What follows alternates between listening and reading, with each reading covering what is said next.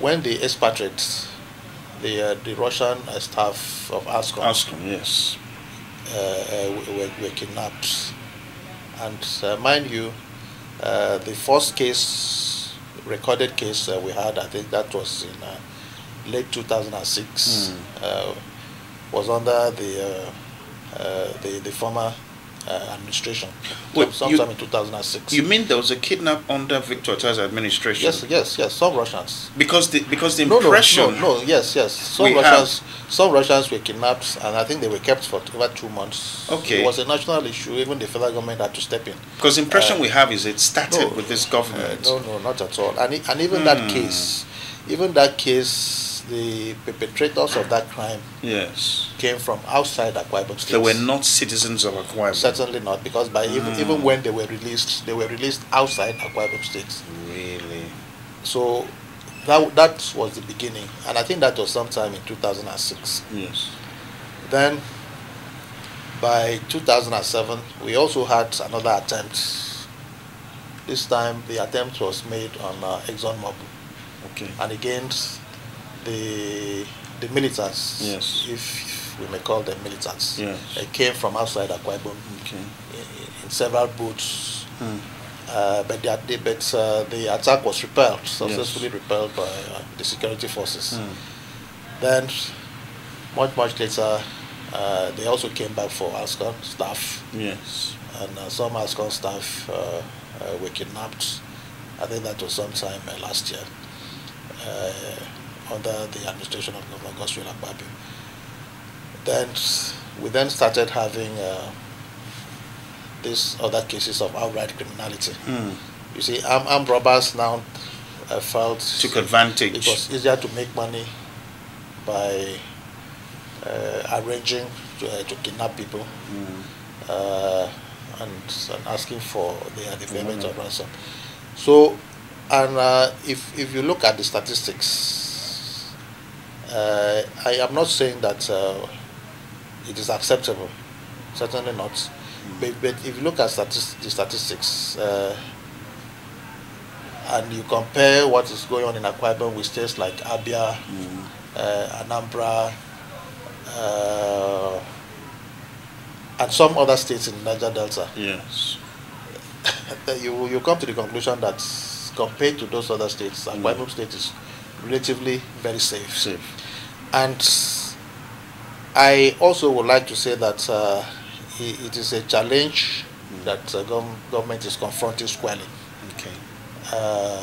We've taken all kinds of proactive measures for the attack by militants who came in from outside. Yes. Working with the federal government, we're able to acquire gunboats to protect and secure our waters. Yes. Then we provided possibly close to over 70 or 80 jeeps for the police, so that they can move freely and respond rapidly when citizens come up with distress calls. Then you mentioned the Aduma. The Aduma is like a special intervention squad, so that when there's a distress call, they can respond. Yes. They can respond and move.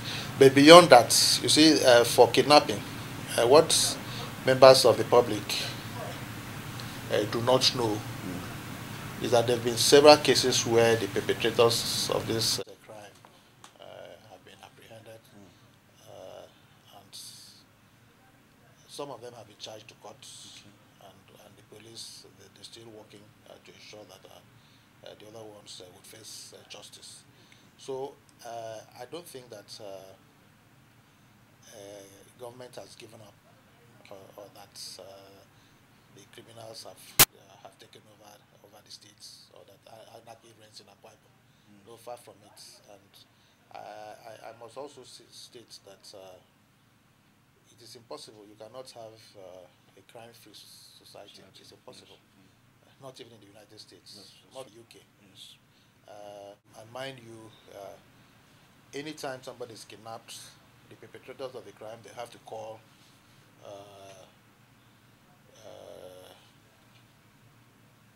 to make demands for the payment of ransom. Yes. So we are hoping that the security agencies will be able to get to a point where when a call is made, they should be able to locate and track down where that call is coming from. Okay. And who is making the call, and so on and so forth. And I believe that very soon we'll get to that point. But the unfortunate aspect is the tendency by some persons, misguided persons, for political reasons, to politicize the whole issue. Yes.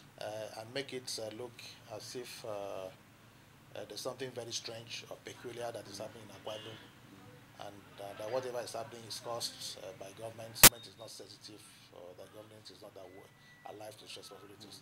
Far from it, it is unfortunate those who try to play politics with this very serious issue of crimes and criminality. I think they are doing a disservice, not just to governments, but to the people of Akwa Ibom State. This government has embarked on some major mega projects, in your own words. One is the flyover, the Tropicana, and the new Governor's Lodge. Okay. When I asked the governor regarding the projects and the fact that many people have been critical about this project, can I ask you, why do you think people are critical regarding this project? Is it ignorance? Is it that they haven't seen this project being built? Why do you think this is happening? Well, I think it's a combination of ignorance and mischief, deliberate mischief. Those who are mischievous, they're doing that for political reasons. But for those who are ignorant, as a government, we've done our best to try and reach out to them, to explain our position and to explain why certain decisions have been taken and why we have to do certain things in the best interest of the people of Akwa Ibom State. You mentioned mega projects. I want to say that our governor, Godswill Akpabio, has demonstrated uncommon maturity, commitment, and patriotism that you really find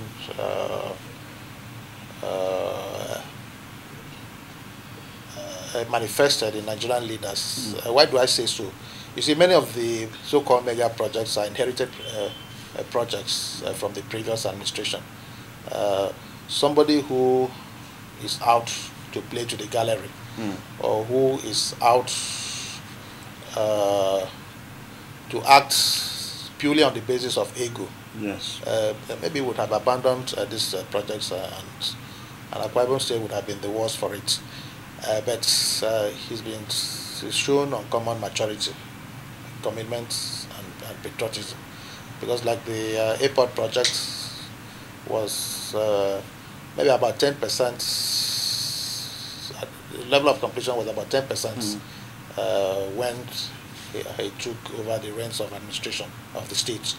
But as I speak today, we're hoping that the first plane will land at the airport by the end of September, and he has pursued that project vigorously because, again, he believes it is a project which is key to the economic development, economic takeoff and development of Akwa Ibom State.